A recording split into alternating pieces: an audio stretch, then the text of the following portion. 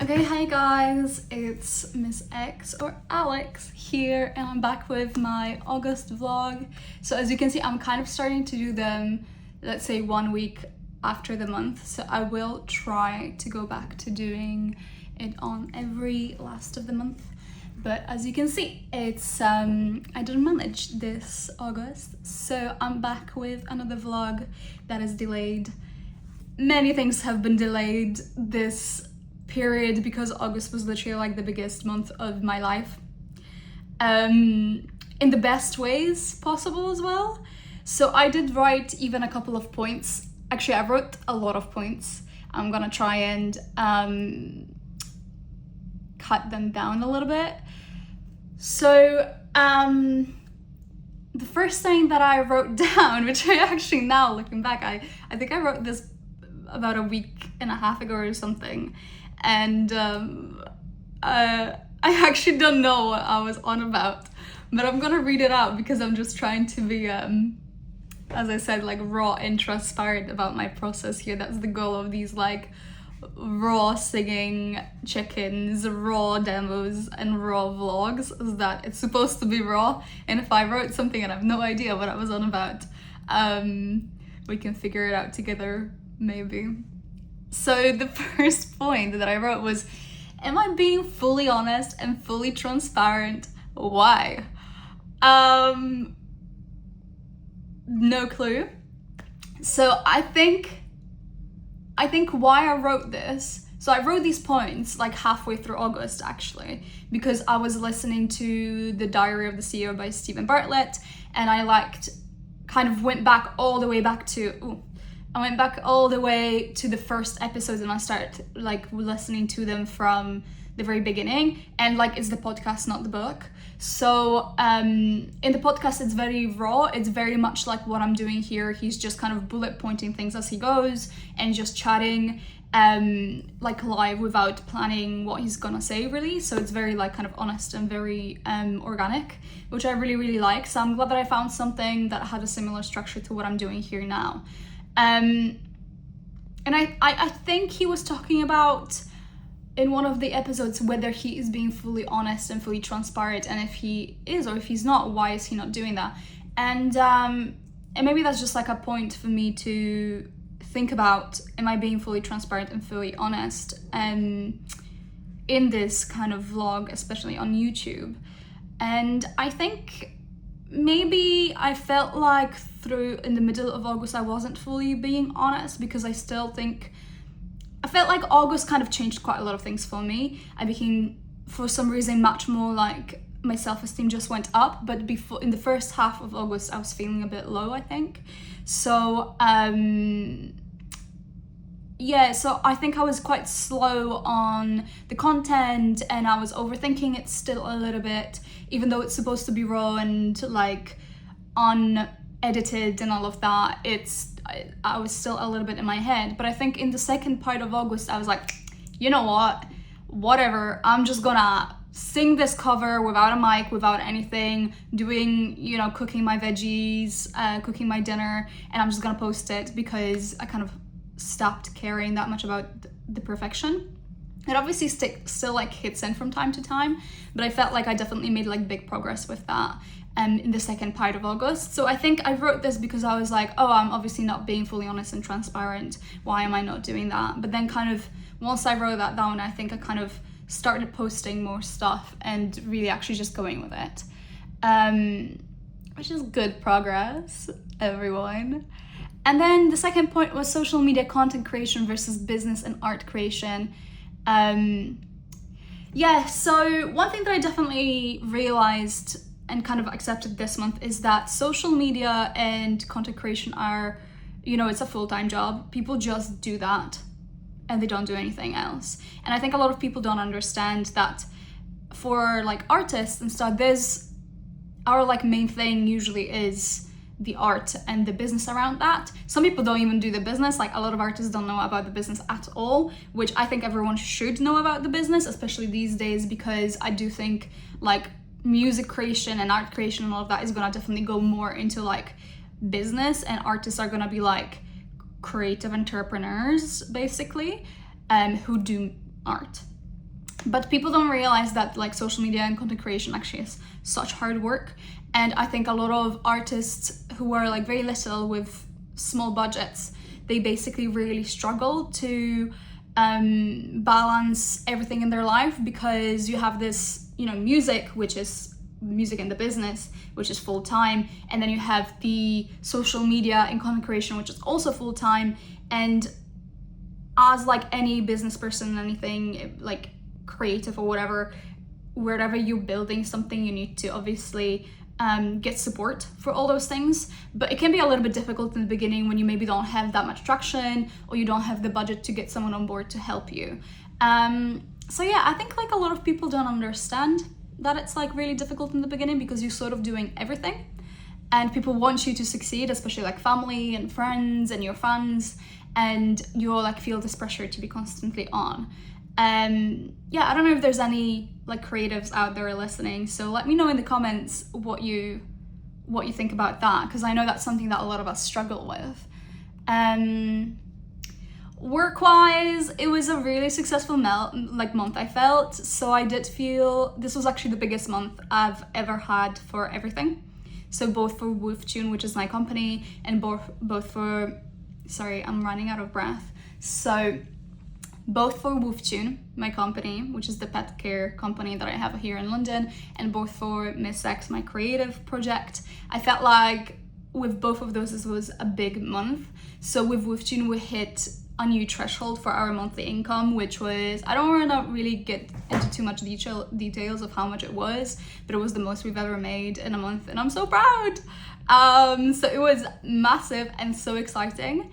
And also at the same time, I got a part in like an accelerator in like a business accelerator, which is with Virgin Startup.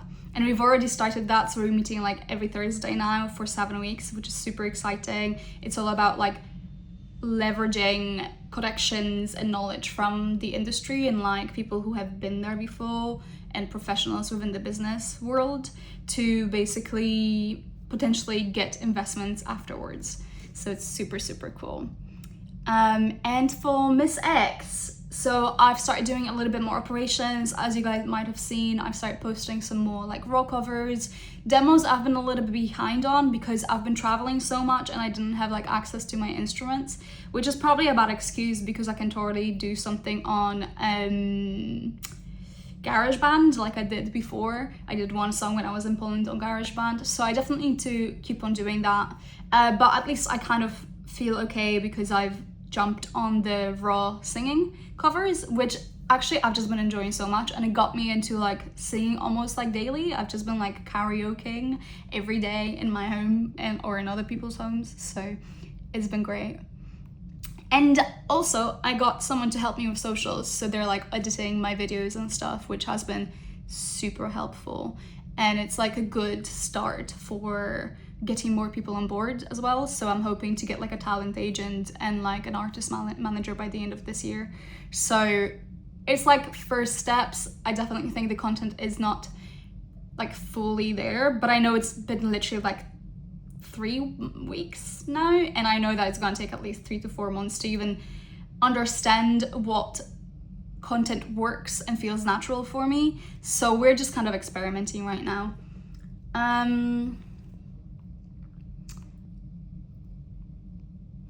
Okay, so that's an interesting one. So my next point that I wrote down is basically, why does the connotation of if I love something, it is not a job? So where this came from was actually one of the sitters that I'm employing right now. She's an amazing sitter, and you know, I love her so much. She's honestly great and everyone loves her. She gets loads of bookings and she's very popular. She's a student for AI. And that's all fantastic. You know, I don't really expect my sitters to forever become sitters. Some people might, you know, stay with me for a long period of time and work within the company and grow with us, or maybe even become like professional sitters or behaviorals as they go forward. But I know that for a lot of people, this is like more like a side hustle, which is completely fine, you know. But she said something one day when I met her at one of the sits, and I just kind of checked in on her, and she was like, I don't exactly remember what the situation was or what she said exactly, but it was basically like, oh, but it doesn't matter what hours I do because this is not, like, it doesn't feel like work, you know? And it's such an interesting thing where we think, I think the reason she said that was because she enjoys it, you know? And that's great. Like, I want everyone that's working with me to love their job, love what they're doing, and have a life outside of it, have passions outside of it, have relationships outside of it. And that's great. I love that she felt like she could kind of say that to me because, well, you know, I don't want you to be like at pain and hate your job. So it's nice for me to hear that you'll love your job so much that it doesn't feel like work. I mean, that's kind of something that we all strive for, I think, in our life.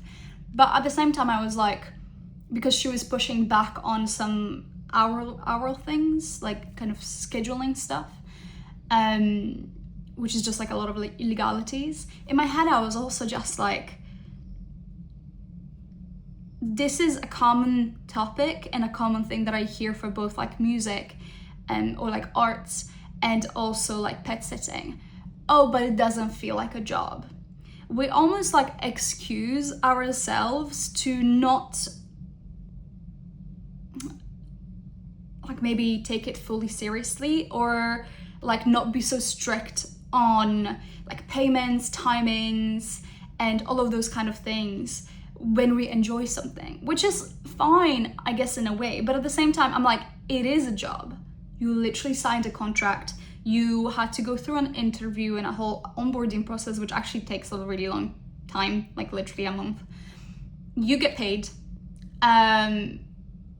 If something goes missing, if something, you know, you don't show up, you break something, you steal something, whatever it is, there are consequences to all of that. It is literally, by every definition, a job.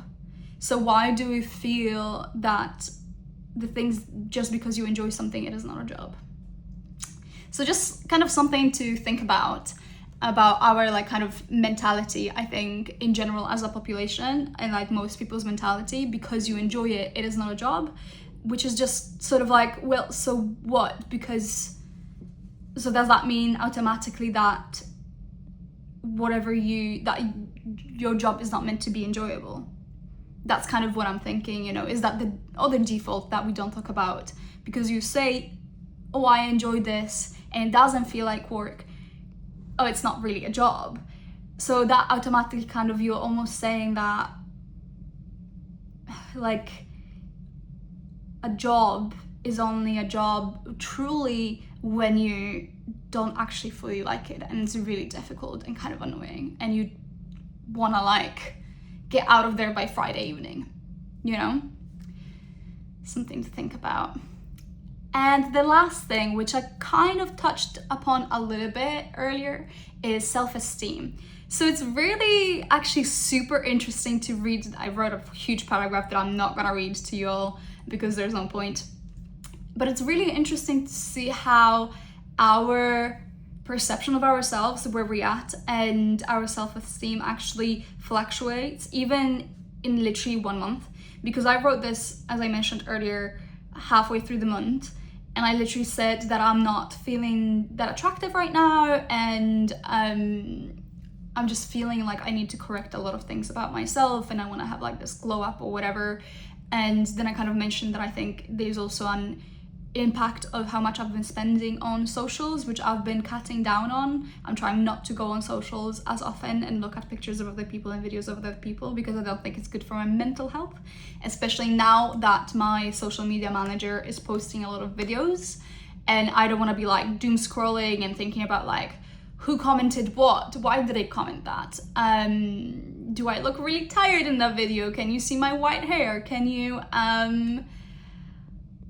pick up on my energy, or why did I look to the right, why did I look to the left, why did this video only get 4 views versus the other one that got, I don't know, 1,000, 2,000 or whatever. So I think definitely social media and cutting the time on socials really helped me with that.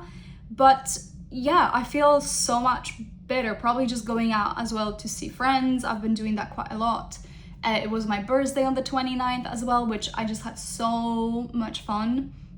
And I really needed that. I needed to feel like loved and taken care of, because I got a bit overwhelmed. I often get a little bit overwhelmed coming up to my birthday, because August is always a very busy and kind of a little bit of a hectic month for me.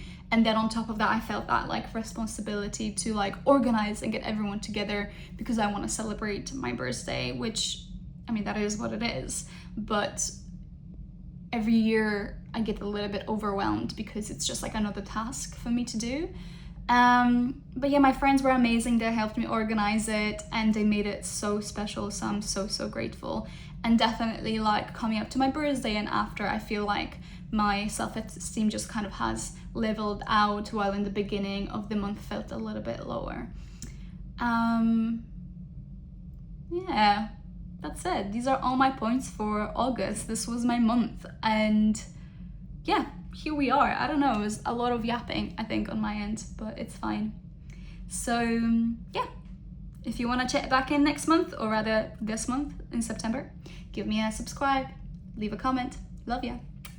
Ciao.